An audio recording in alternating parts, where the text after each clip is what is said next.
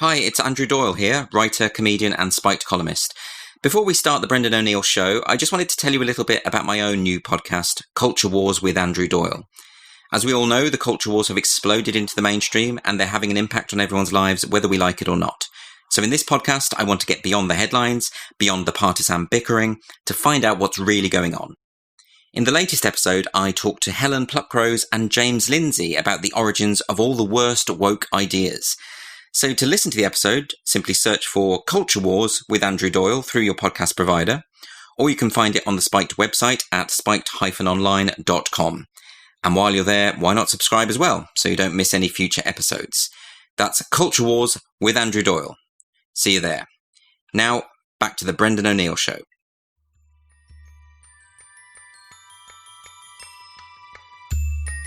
It's not anybody else's job to raise your children. It's not anybody else's job to pick the trash up from in front of your home. Take responsibility for your life.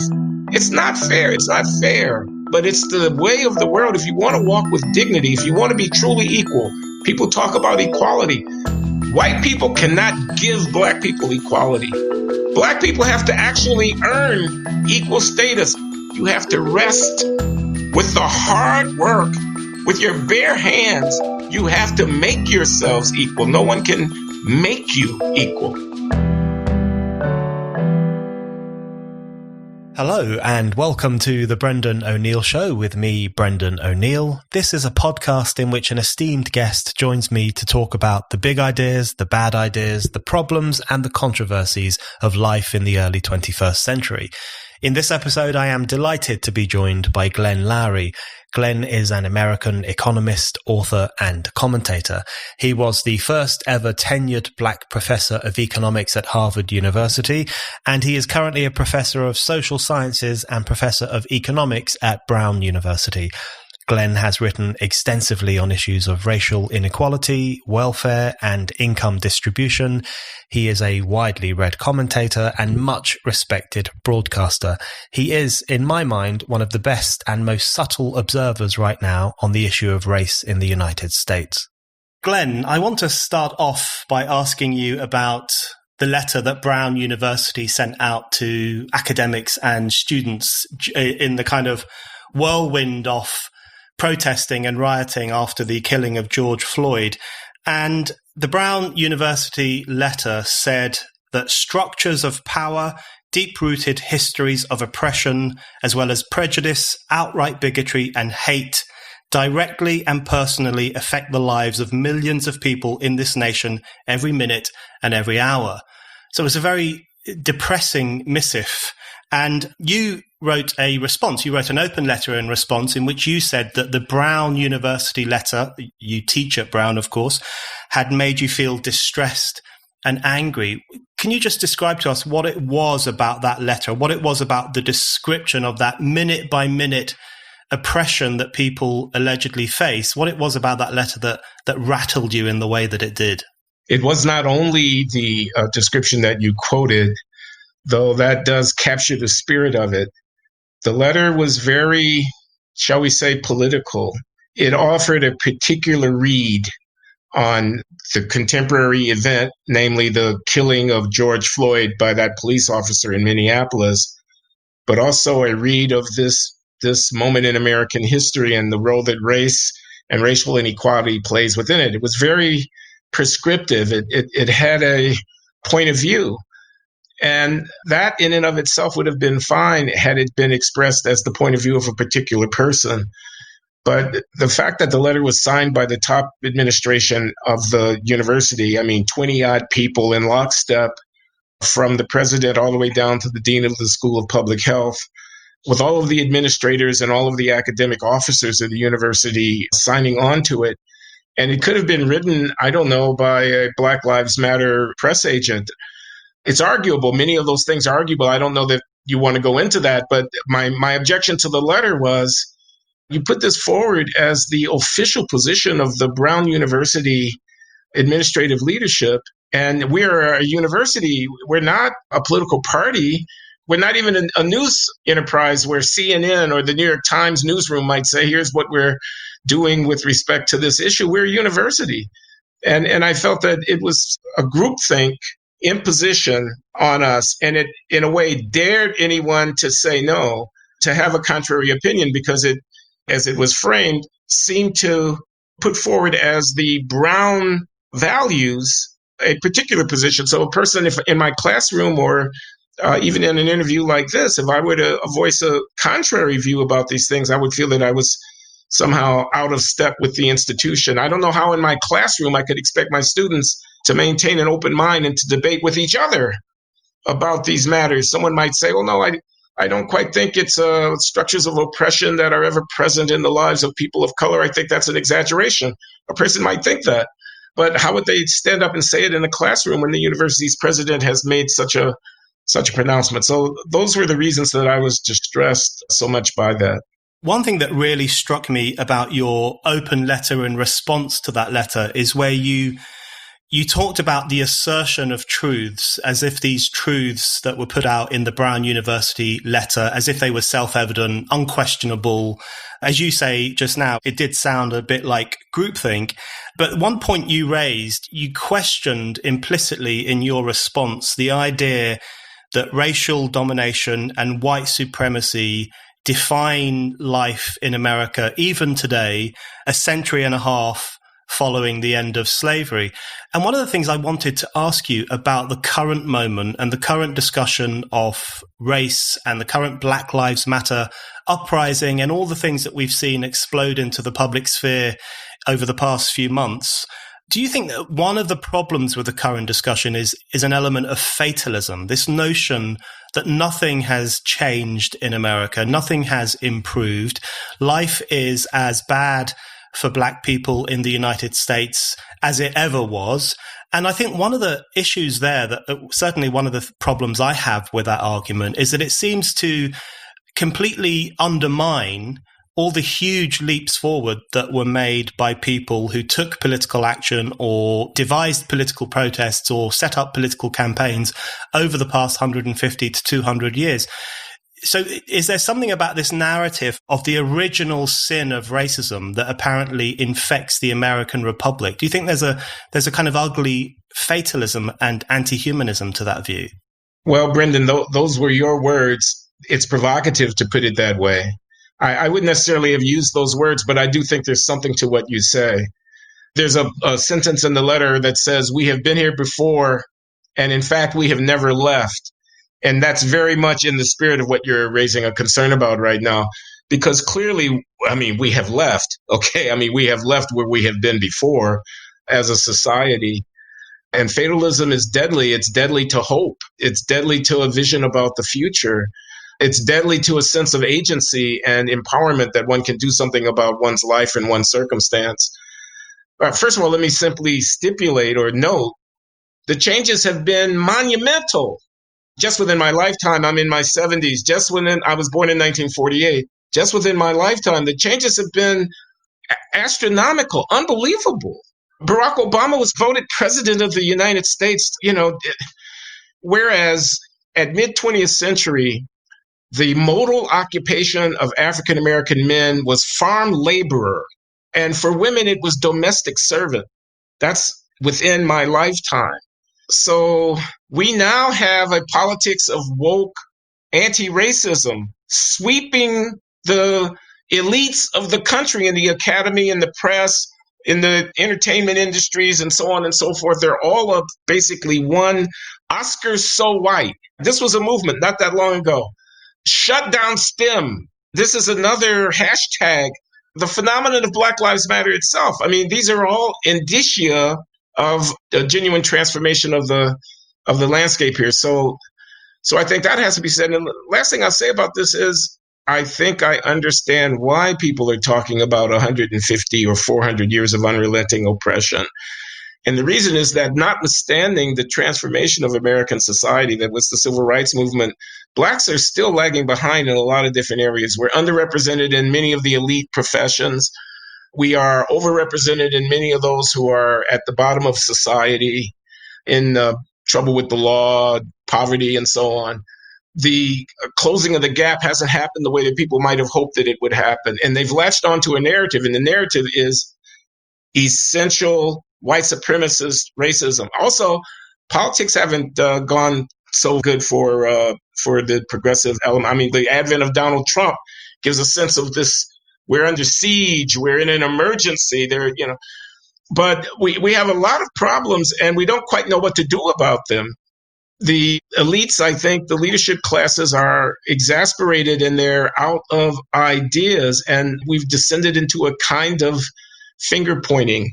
So I think it's really very sad because the problems are quite serious. One of the issues, I think, with the Black Lives Matter movement, which has very ironically moved like an imperial juggernaut across the world, I kind of now consider it one of American capitalism's most successful exports. You know, it's very popular in the United Kingdom. It's made huge waves in Germany. In Australia, people who want to campaign for Aboriginal rights now have to do so under the banner of Black Lives Matter. It's become this all-consuming global phenomenon, you know, that spreads through social media networks and celebrity influence and all these other mechanisms. And one of the things that the global juggernaut of Black Lives Matter has done is give the distinct impression to people around the world that America remains a structurally racist country. Now, as you have just said, there are clearly issues that impact on African American communities. There is clearly underrepresentation in certain professions, and there are clearly numerous problems. But one of the things that you've written about and spoken about incredibly well, I think, is the hollowness of the term structural racism, because it becomes almost this mantra that is wheeled out to explain every single problem that faces particular communities or even particular individuals. If someone doesn't get the pay rise they think they deserve, that must be down to structural racism. If there aren't enough Black people on a board of directors, that must be structural racism. Issues to do with poverty and a lack of achievement in education tend to be described through the sphere of structural racism. Explain to us why you have an issue with that term and why it's possible that its overuse makes it kind of a meaningless way of understanding contemporary problems. Well, I'm given the saying these days, I think it's both a bluff and a bludgeon. It's a bluff in the sense that it offers an explanation that's not an explanation at all, and in effect dares the listener to come back. So, for example, if I say Blacks are too many in prison in the United States, that's structural racism, what you're being dared to say is, no, Blacks are too many amongst the criminals, and that's why they're in the prison. It's not the system's fault, it's their fault. They're daring you to say that. And a bludgeon because it's a rhetorical move. It doesn't even pretend to be a scientific policy-based argument. It doesn't go into cause and effect. It asserts causes that never have to actually be specified or demonstrated. We're all supposed to know that it's a fault of something called structural racism, which is abetted by an environment of, quote, white supremacy, an ideology of white, quote unquote, white supremacy that characterizes the society. It explains everything. Confronted with any racial disparity, the answer is it's caused by, quote, structural racism, close quote.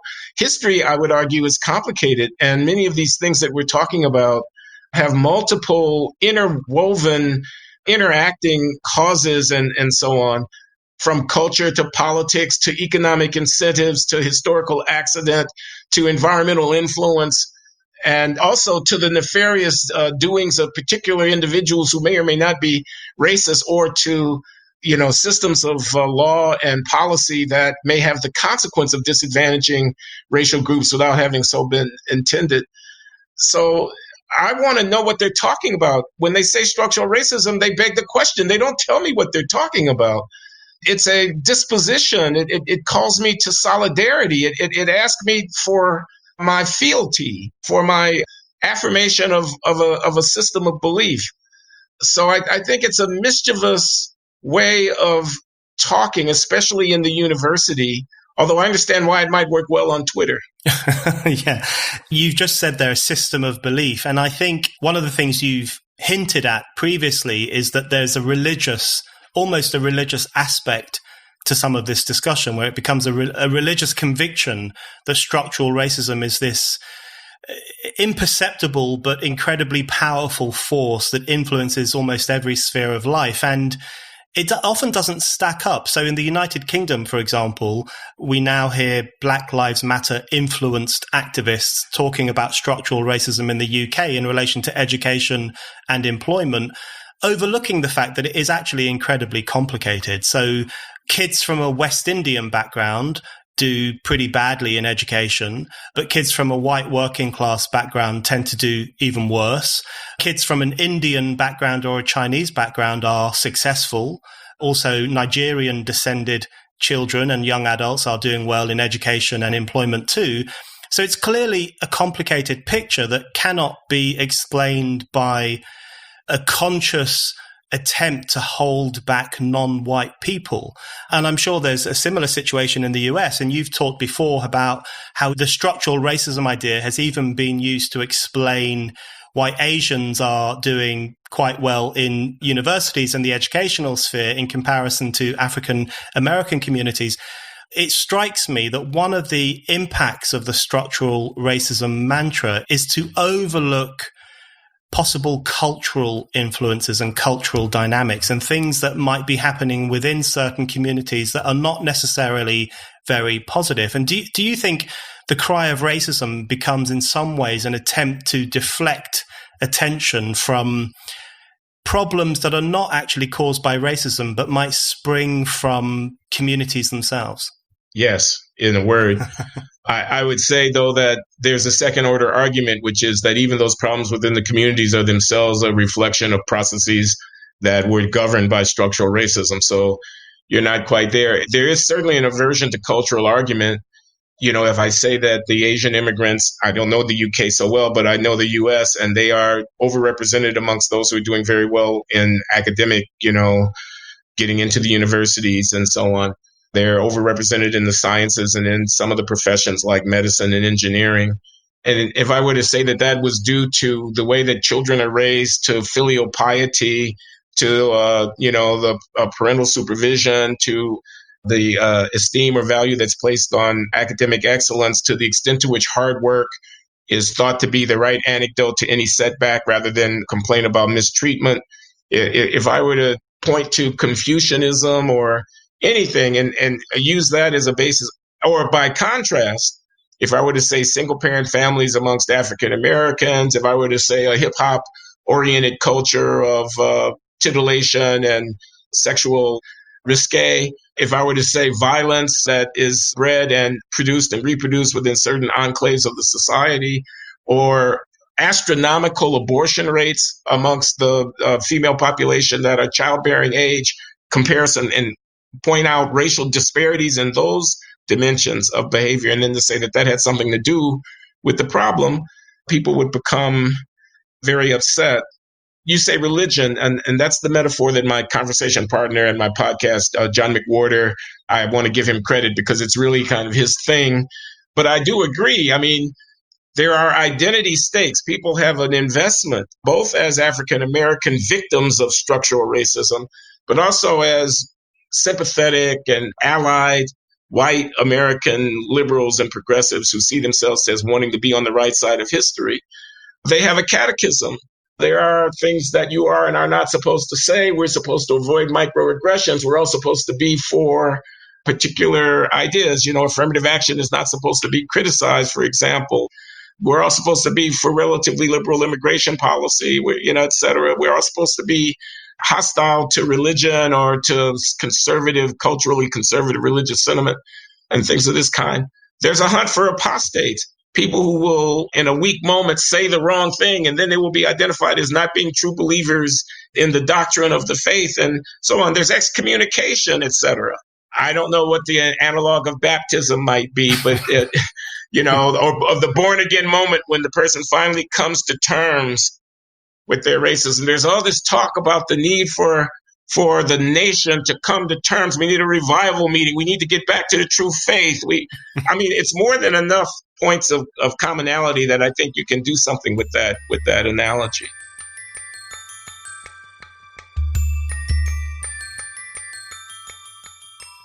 Let's talk about censorship on social media. Everyone knows there's a concerted campaign to silence and remove certain opinions. Twitter and Facebook were supposed to be open platforms, but they've become increasingly censorious. They now suspend and ban accounts, even for expressing mainstream opinions. So instead of letting social media sites revoke your right to free speech, how about revoking their right to your data? Now, you could just deactivate all your social media accounts, but that would mean staying quiet, which is just what they wanted in the first place. Or you could use Expressvpn. Have you ever wondered how free-to-access sites like Facebook make all their money? They do it by tracking your searches, video history, and everything you click on. Then they sell your valuable data. When you use Expressvpn, you anonymize much of your online presence by hiding your IP address. That makes your activity more difficult to trace and more difficult to sell to advertisers. And Expressvpn couldn't be easier to set up. You just tap one button on your phone or computer and you're protected. Expressvpn also encrypts 100% of your data to protect you from hackers and internet bad guys. So it's finally time to say no to censorship and take back your online privacy at expressvpn.com/Brendan. By visiting my special link, you'll get an extra 3 months of Expressvpn for free. Once again, that's expressvpn.com/Brendan to protect your data today. I want to come back to that analogy in a moment, but one of the other things I wanted to ask you about in relation to the United States is one of the most signal achievements of Black Lives Matter has been to convince people around the world that the American police are racist and that they execute black people. Now, I know this because my parents are Irish immigrants in the United Kingdom. They're both in their late 60s. They're not interested in politics at all. They never have been. And what they've both been saying to me over the past couple of months since the killing of George Floyd, which was a huge media story in the UK as much as it was in the US, they've both said to me on various occasions, you know, those police in America, they're so racist. They hate black people. They kill black people all the time. And it really struck me that if even my relatively apolitical parents have imbibed this notion that the American police are irredeemably racist and that they exist almost in order to enact racist policies and racist executions against the black community, if even my parents have imbibed that, then I can understand why so many other people have too. So I wanted to ask you specifically about the problem of police violence in the US, because you have in the past talked about the fact that more white people are killed than black people in narrowly numerical terms. But also you've talked about the problem of racializing violent interactions and the possibility that if woke progressives are going to do that, then, you know, not so woke, possibly racist people on the other side of the political equation will also do likewise. And we'll talk about the scourge of black violence and the scourge of black on black crime and so on. So could you just explain to our listeners how you understand the issue of police violence in the US and whether you think it's useful to see it in racial terms? Yeah, I'm happy to do that. And I would say that if your parents or anyone in the UK is of the view that black people are being hunted by police and executed and so on en masse and so on, that can only be the fault of poor reporting on the press in the country. So you're to be commended for your little effort to try to shed some light on this. There are about 1,200 police killings of citizens in the United States in a given year. This is carefully documented. There's a database that's kept at the Washington Post newspaper website, for example, which enumerates as best they can determine every single instance of a police killing by gun or other means of a citizen. About 1,200 in a year. About 300 of those are African Americans, about a quarter, and blacks are about 13 or 14% of the population. So that's an overrepresentation, but it's still a substantial less than a majority of the people who are killed. More whites than blacks are killed by police in the country every year. Maybe 1,200 is too many. I'm prepared to entertain the idea that that's too many police killings of citizens I'd be happy to discuss the training of police, the recruitment of them, the rules of engagement that they have with citizens, the accountability that they should face in the event that they overstep their authority. These are all legitimate questions. And there is a racial disparity, although there's also a racial disparity in Blacks' participation in criminal activity, which has to be reckoned with as well. And I'm not making any claims one way or the other about the existence of discrimination against Blacks and police use of force. This is a debate. There's evidence that could be brought to bear on it. That there is some discrimination in police use of force, especially force short of lethal force, I think is a fairly demonstrable proposition. But as far as police killings, we're talking about maybe 300 people a year who are African American. Now, they're not all unarmed. They are not simply walking down the street. Many of them are engaged in conflict with the police officers, including deadly conflict, which leads to their being killed. But some of them are instances like George Floyd, which are problematic in the extreme without any question and deserve the scrutiny of concerned persons. I'm not trying to get away from that whatsoever. But the scale of it, you have to think about the fact that this is a country of 300 million people. We have scores upon scores of concentrated urban areas where the police are interacting with the citizens on a daily basis. There are tens of thousands of encounters between police and citizens on a daily basis in the United States.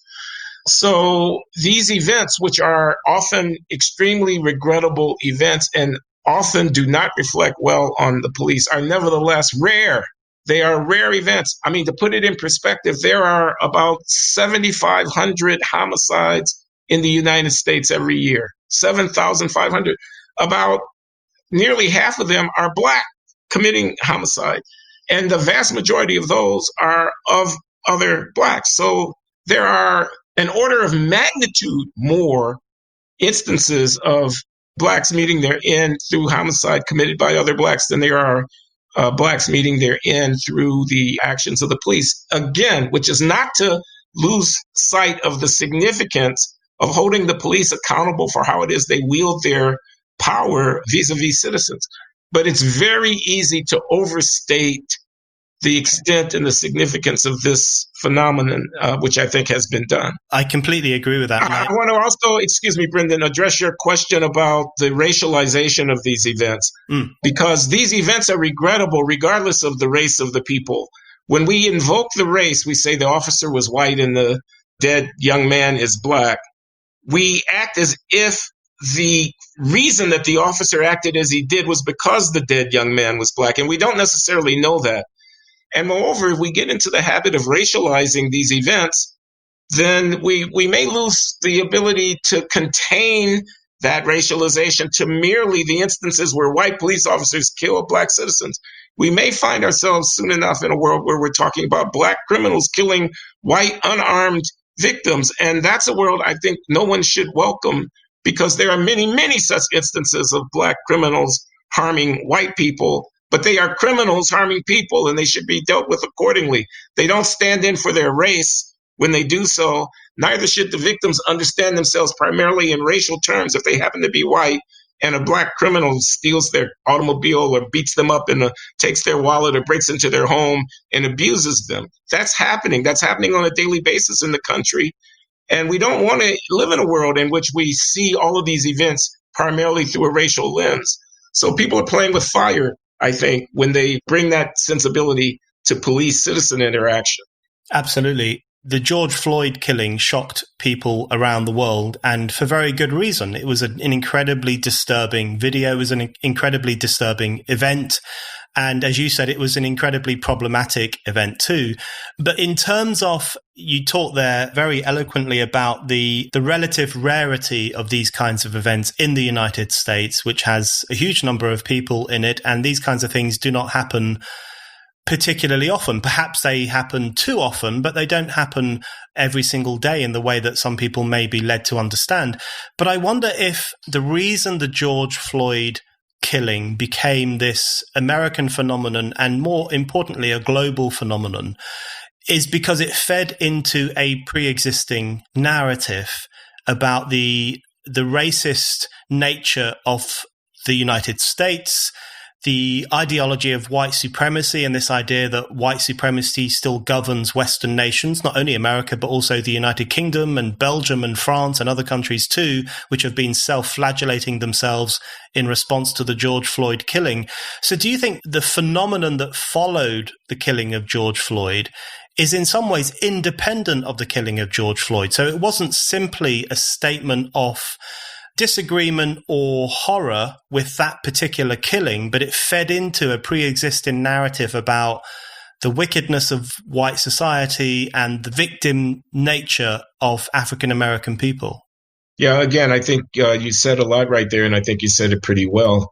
I agree with the thesis, which is that the upheaval that has ensued from the killing of George Floyd was instigated by, but is not necessarily entirely rooted in the event that happened to George Floyd. It was a catalytic agent that served to foster a certain sensibility that has a life of its own.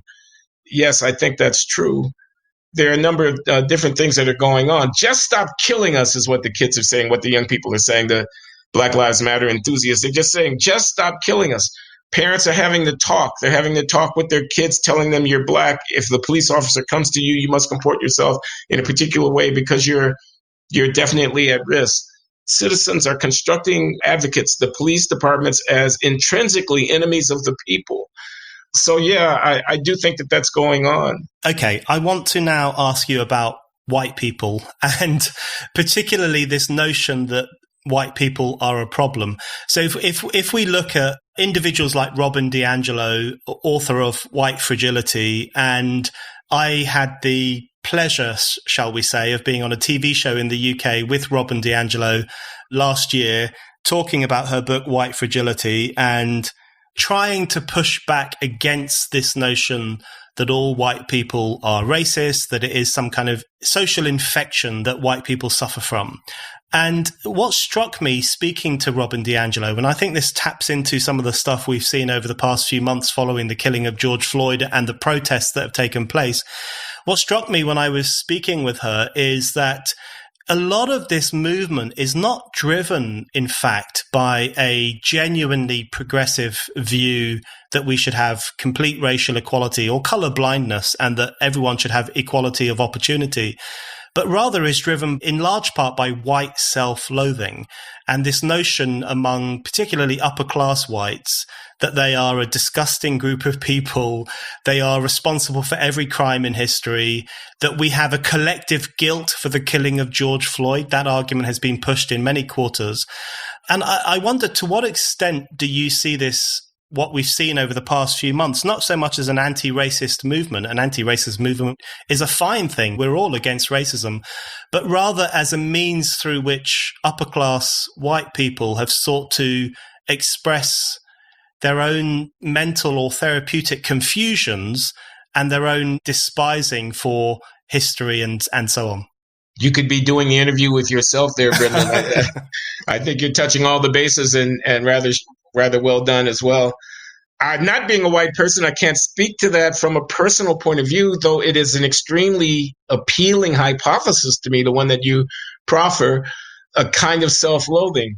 But I wonder if it can only be that. I wonder if the part that we see from the progressively dominated institutions of the academy and the media isn't but one side of whiteness. If the Robin DiAngelo white guilt, white fragility, white apologia, white privilege view of the world cannot exist except also to give birth to a white pride reaction against that, even if the latter is never overtly expressed because it's politically incorrect to say so. In other words, if confronted with someone who was constantly bludgeoning me, I'm imagining myself a white person now, and I'm being constantly bludgeoned about the evils of colonialism. Tear down the statue of Cecil Rhodes. Apologize for what you did to the third world. People of color are old, etc., etc., etc. I might begin to ask myself, exactly on what foundations does human civilization in the 21st century stand? I might begin to enumerate the great works of philosophy, of mathematics, and of science that allow modern medicine to exist that constitute the core of our knowledge about the universe, et cetera, et cetera. I might begin to tick off the great artistic achievements, the architectural innovations, the paintings, the symphonies, et cetera. Okay? And then I might begin to ask these people of color, who think that they can simply stomp on me, where is their civilization? Now, everything I just said is absolutely racist. It's absolutely white supremacist. I don't believe it myself. I'm not embodying that position. I'm simply saying that if I were a white person, it might tempt me. And I can't help but think that it's tempting a lot of people.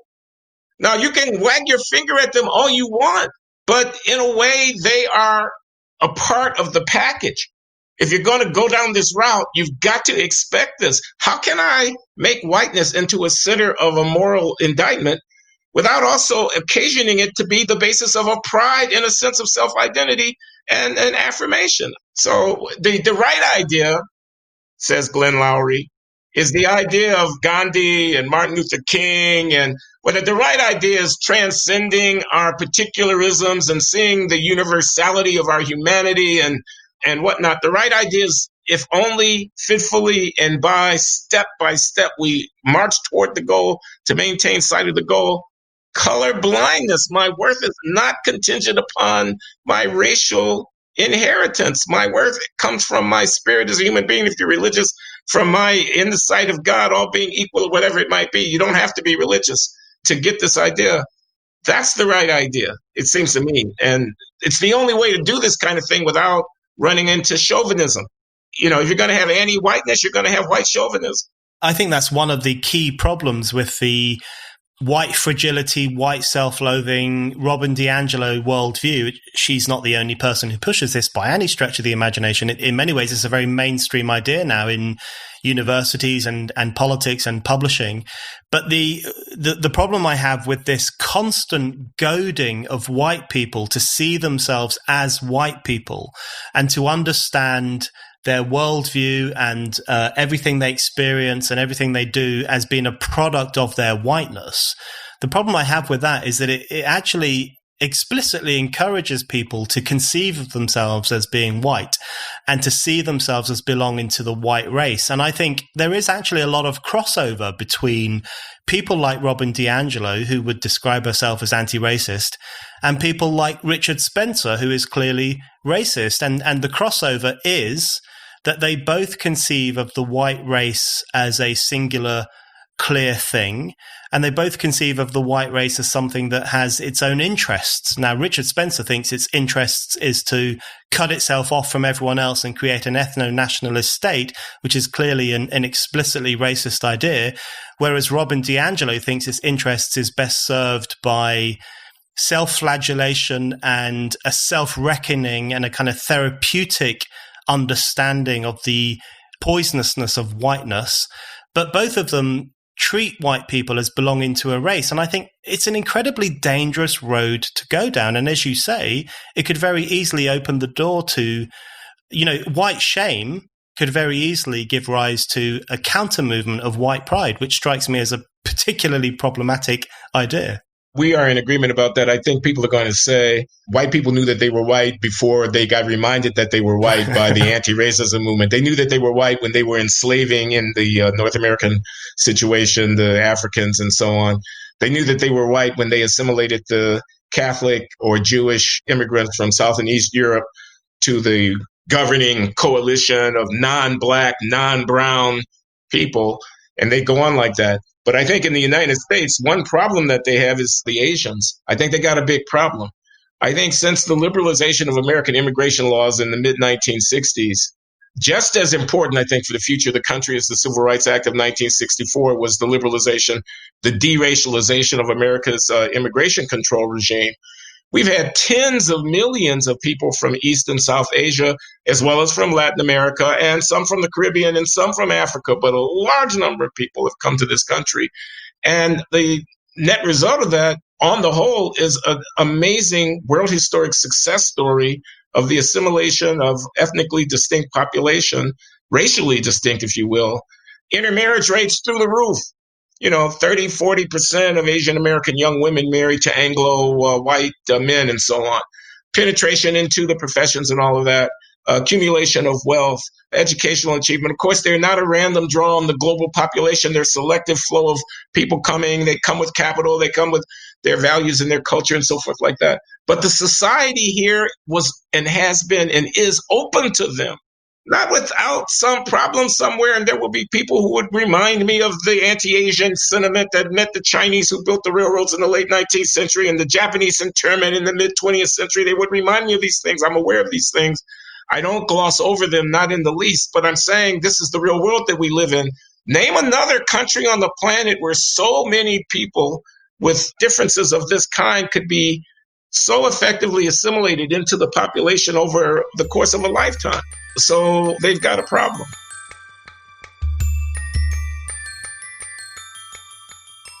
Recently, I've been enjoying Athenian Democracy, an experiment for the ages on the Great Courses Plus. The most recent episode I listened to was all about the Popular Assembly, one of the key institutions of Athenian democracy, open to all male citizens regardless of class. At the assembly, ordinary Greeks had the power to declare war, hold magistrates to account, have a final say on legislation, and much more. I'm excited to tell you about the Great Courses Plus because I know you will love it too. This streaming service has an extensive course library. You can educate yourself on nearly any topic imaginable, enhance your cooking skills, better understand your finances, improve your response to stress and anxiety, and so much more. You can even use the Great Courses Plus to keep your kids learning maths, science, history, and art from some of the best teachers out there. All of the content is objective and fact-based and easy to access anytime, anywhere. So join me and sign up for the Great Courses Plus today. And right now, they have a limited time offer just for my listeners, an entire month for free. That's access to any and all courses for the next month completely free. Don't wait any longer. Go to thegreatcoursesplus.com/Brendan.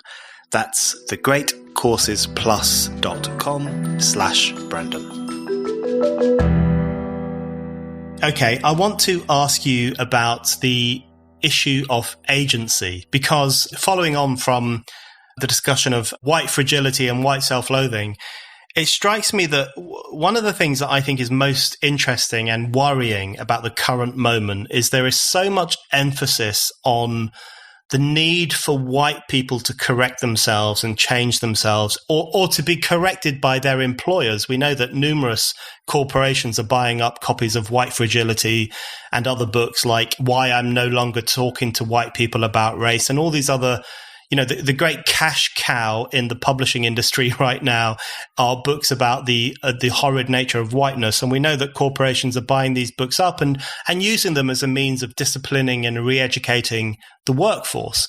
And one of the things that strikes me about this moment is that there is so much emphasis on the need for self-correction within the white community that ends up doing something that is quite racist in my view, which is demeaning the agency of black communities and demeaning the agency of black people who are increasingly seen as being utterly dependent on the attitudes of whites, utterly dependent on the necessity of white self-correction.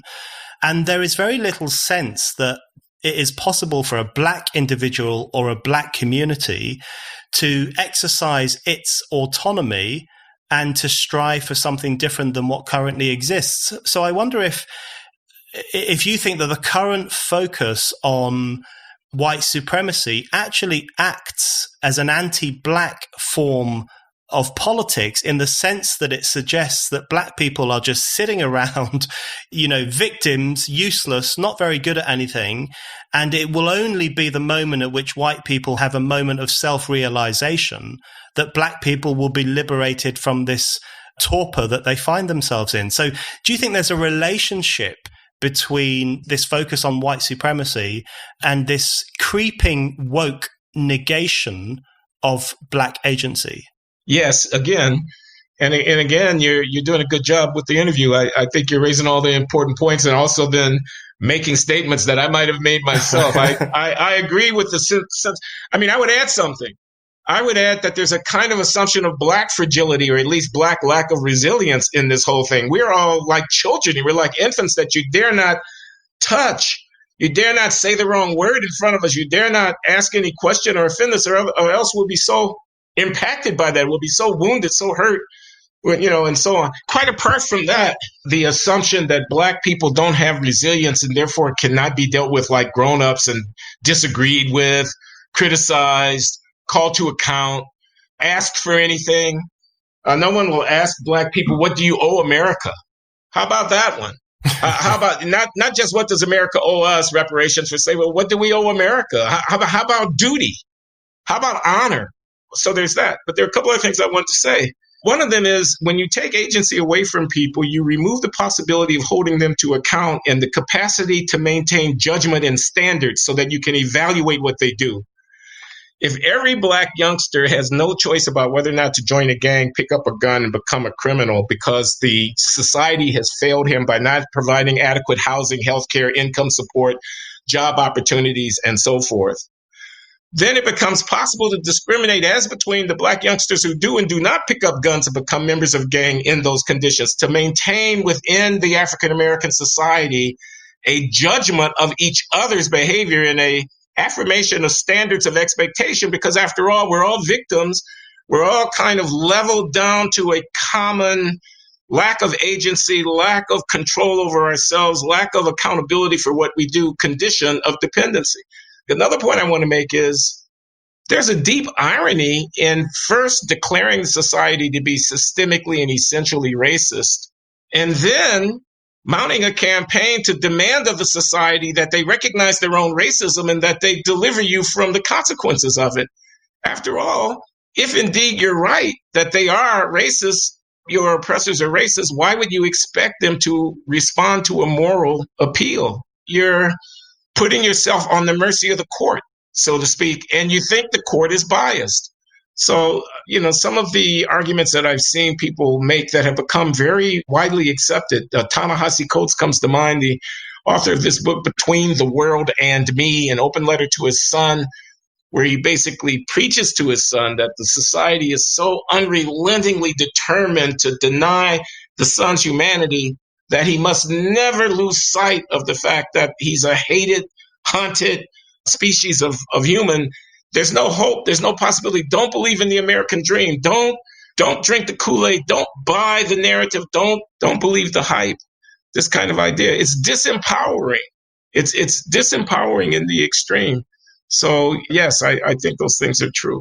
I think that's one of the most powerful arguments you make, which is the disempowering impact that this new politics has on people, and in my mind, that makes it incredibly distinctive from what we would have considered positive movements in the past, whether it was Harriet Tubman's movement or the arguments put forward by Frederick Douglass or the civil rights movement in the 50s and 60s, which were about, firstly, they were about collectivity, people coming together en masse to demand changes, structural changes, but they were also about individual self-respect and the exercise of individual autonomy and this belief that you as an individual could make differences, particularly if you were aligned with a larger group of people who shared your views. And I think the contrast between those kinds of movements and what we have now, which is this, as you say, relentless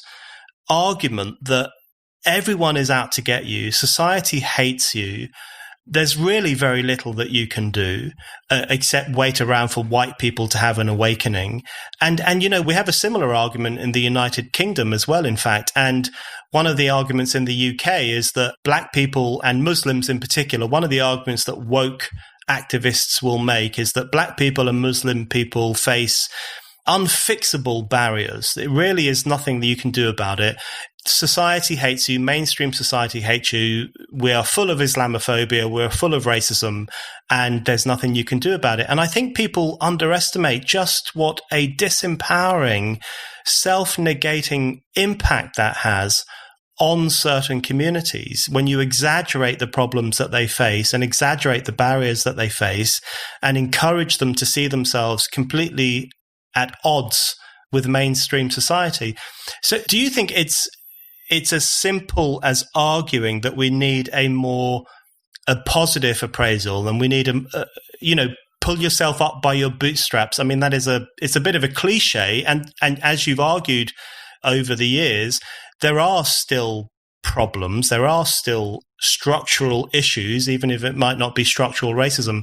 But do you think there's a lot to be said for encouraging the exercise of autonomy against this culture which encourages people to wallow in a sense of victimhood?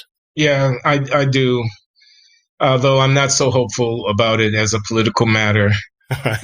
I think if, this would be the worst case scenario for a left of center American. Trump were to win re-election comfortably and perhaps even bring along the House of Representatives, and then everything were to go dark, okay, politically for a progressive, if everything were to go dark. And we were put in a situation where instead of the main voice trumpeted through the dominant media organs were affirming our narrative of lament, we confronted unrelenting criticism from those organs. This is all hypothetical. I'm not hoping that it would be so. I'm just saying, were it to happen, Trump's reelection grandly, a kind of turning of the wheel and a kind of cultural upheaval adverse to Africa, so that it got very, very dark. Then you're left to nothing but to pull up your bootstraps. It would be a little bit like how things were after the emancipation here 150 years ago, where, there was a brief moment of Reconstruction, sort of pro-Freedman sentiment, but it got washed away and the dark night of Jim Crow emerged and blacks were set back. But they were set back in a way that also led to the development of some of the greatest achievements of African-American history. The fact that the freedmen were largely illiterate, the slaves who were let out of slavery in 1863, 1865, were almost universally illiterate.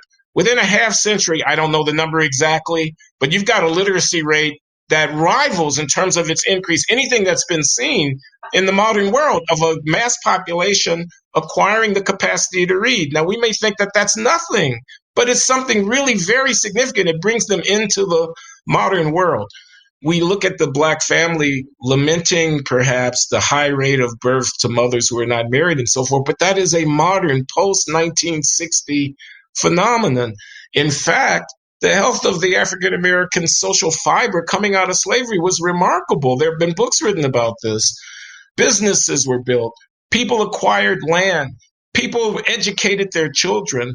People acquired skills. They constantly faced opposition at every step along the way. No blacks need apply, white only, this and that and the other. And nevertheless, they built a foundation from which you could launch something like a civil rights movement in the mid-20th century, which would change the politics of the country. So that potentiality is now, in a way, forgotten as we throw ourselves, as I say, on the mercy of the court. There's nothing we can do. We're prostrate here. Our kids are not doing as well. Our communities are troubled, but here we are, and we ask that you save us. And this is the very same population about which this noble history could be told. So pull yourself up by the bootstraps. That is a kind of cliche, and people will laugh when you say it, and they'll roll their eyes and whatnot. Take responsibility for your life. No one's coming to save you. It's not anybody else's job to raise your children. It's not anybody else's job to pick the trash up from in front of your home, et cetera, et cetera. Take responsibility for your life. It's not fair. And this is another, I think, delusion. People think there's some God up in the sky that's going to make sure everything works out fair. Life is full of tragedy and atrocity and barbarity and so on. It's not fair. It's not fair. But it's the way of the world. If you want to walk with dignity, if you want to be truly equal, people talk about equality. White people cannot give black people equality. Black people have to actually earn equal status. Please don't get angry with me because I'm on the side of black people here. But I'm saying equality of dignity, equality of standing and respect, equality of feeling secure in your position in society. Equality of being able to command the respect of others, that's not something that can be handed over to you. That's something that you have to wrest with the hard work, with your bare hands. You have to make yourselves equal. No one can make you equal. Well, I completely agree with that. Okay, I have just a couple more questions and then we'll be done. I want to ask you, you mentioned earlier about the treatment of black people almost as children. And I think this infantilization of black people is particularly clear in relation to political correctness and particularly politically correct censorship. Now, you've been criticizing politically correct self-censorship for more than 20 years, much longer than some of the Johnny-come-latelys to the issue of woke censorship. And it strikes me that one of the issues with this PC form of self-censorship, I think there's something racist in it, because if you look at, I mean, I know this from speaking on British universities, they will often say that there are some communities within the campus who are particularly sensitive to criticism or particularly sensitive to the expression of certain words and certain ideas. And they often mean minority communities, black communities, gay communities, women often. And I think one of the problems with that form of censorship and this notion that there are some things that are unsayable and some words that are unexpressible is that it contributes, I think, to the infantilization of black people in particular, who are seen as needing to have their eyes covered and their ears protected from potentially controversial ideas. Do you see that as one of the issues with politically correct censorship? I do. You speak of the N-word, the word that's not supposed to be uttered. For example, we're supposed to be very careful in talking about racial differences in certain social indicators like IQ test scores or whatever. The police commissioner of the city of New York was not permitted to speak here at Brown some years ago. It was 2013, 2014 when he was invited to speak because of the policy of racial profiling, which was objected to as being racist, and which this is the police commissioner of New York, Ray Kelly, at the time, he had promoted the policy. In any case, I mention this because there was a big controversy at the school because a distinguished speaker was not permitted to speak. He was shouted down. And that should be a disciplinary matter for the school because we have rules about not being able to do that. But the students who participated in that event were not disciplined. And the faculty report that it partly exonerated them said that they reasonably expected to be injured by the speech of this government official. He, after all, advocated policies, in this case, use of racial profiling to police the city of New York, to which they objected. Stop and frisk policing is what I should say. Stop in searching suspects who might be carrying weapons, disproportionately impacting blacks, widely thought to be a racist policy by some, also widely thought to be an effective way of getting guns off the street by others. But in any case, what I'm calling attention to is the faculty's argument that students had to be kept safe from the injurious consequences of hearing these arguments to be made, to which my thought was, my God, we're a university. Wrong arguments have to be heard so they can be refuted. Did you not ever read John Stuart Mill? Yeah. They did not come here to be comforted. They came here to be educated. Educated is essentially subversive and disruptive. It is, by definition, if it's effective, going to make us feel uncomfortable. So there's something very, very wrong about this in general, this therapeutic idea about what is the university for students as a whole, but especially, I think, for students of color who need to be toughened and called forward to the fullness of their potential rather than treated like they were infants. But there's a condescension. I can't say this to you because I know you wouldn't be able to take it. Mm-hmm. I won't tell you what I really think because, after all, you're weak and vulnerable, and I don't want to add to your injury by telling you what I really think. I'll look the other way. Let's say you have affirmative action in the university and you lower the standards and you bring in some students of color and they don't do so well. This happens. Let's say that you were pushed to hire more executives in your department at your workplace and you bring in an employee and comes time to give them an evaluation of their work and you don't tell them what you really think because they're of color and you don't want to stymie their career or you don't want to precipitate a conflict. Maybe it's a personal interest that you don't want the trouble of them complaining that you discriminated against them. You just want to take the easiest path. Maybe you think you're helping them, but you're really not treating them seriously, and they can never be actually equal. They can only be your client. They can only be dependent upon a dispensation in which you grant them something. They never actually stand on their own. So, well, you could call it racist. Actually, if I were given to throwing around that epithet, I could call it racist. I think one of the things that people forget about John Stuart Mill, as you've just mentioned him, is this argument which actually infuses the history of liberalism and the history of the idea of freedom of speech in particular, which is the only way we can know that we are right is by subjecting our beliefs and our values to public questioning, public criticism, even public ridicule, because otherwise what we believe is just a dogma. If you believe it because you know it's right, it's just a dogma.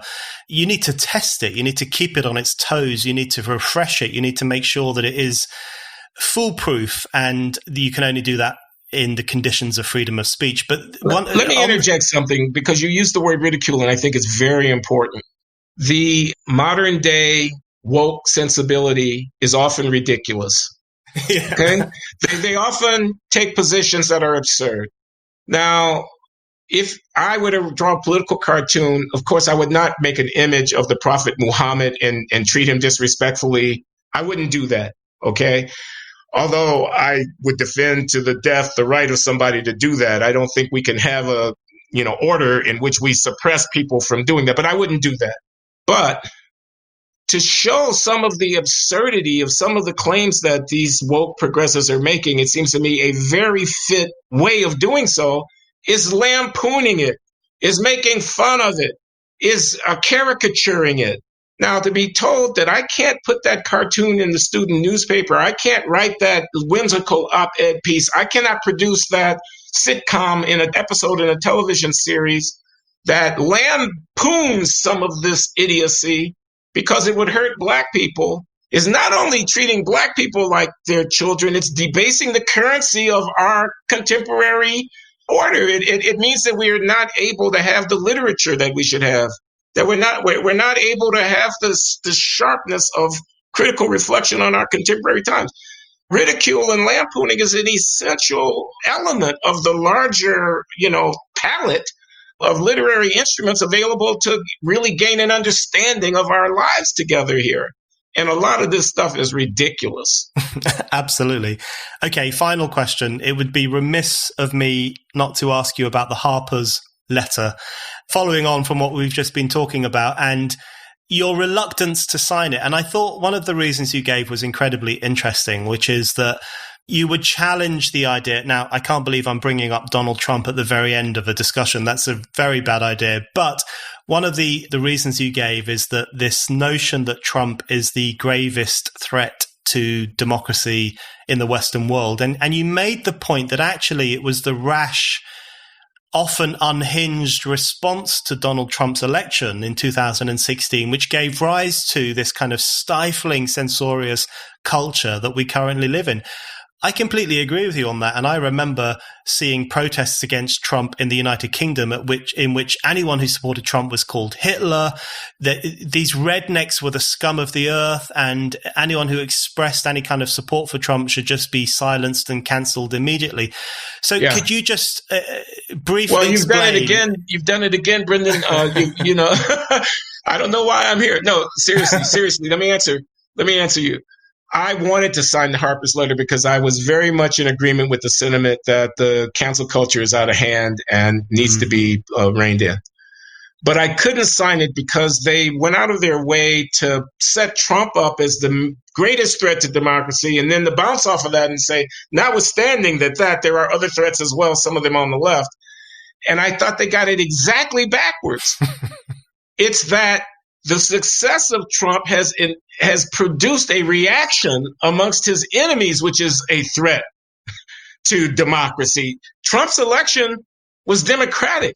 However tragic for the country it might have been, it was nevertheless the outcome of the duly constituted processes of voting and elector selection and the production of a president of the United States. Their argument, I've been saying this for years, is with the people who voted for Trump in all of those states where he won narrowly, who were dissatisfied with whatever they're dissatisfied with. Of course, it's not just happening in the United States. It's happening all throughout the world, this populist sentiment that's happening. Right-wing movements have risen up in countries all across. I can't tell you anything about that in Europe. This is a broader thing that's going on. They're mad at those people. They're mad at the cultural conservatives. They're mad at the Christian right. They're mad at the people who want a border and don't want to see the Central Americans just walking into the country. They're mad at the people who are in these dusty towns in the central part of the country who's lost their jobs and their livelihoods and so forth, and who have embraced Donald Trump. They're mad at the people who think "Make America Great Again" was a good slogan.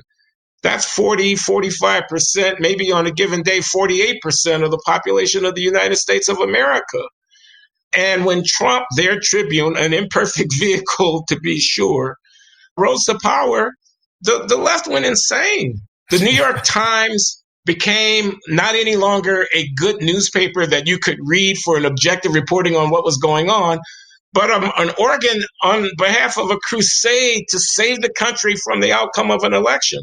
So when the Harper's letter says Trump is the greatest threat to democracy, my thought was, no, Trump is democracy. Sorry, vote him out of office. An election is coming soon. He doesn't have to be there after that election, but he did get there through an election. He is democracy. And it's your reaction against him that is constituting a threat to precious institutions like the New York Times, which I feel is destroying itself as a credible paper of record here in the United States by its one-sided kind of treatment of every issue that's come along. I could tick off the issues from the impeachment to Russiagate to et cetera, et cetera. But that's what I thought, and that's why I didn't sign that letter. Glenn Loury, thank you very much. Thank you very much, Brendan O'Neill. It's been fun.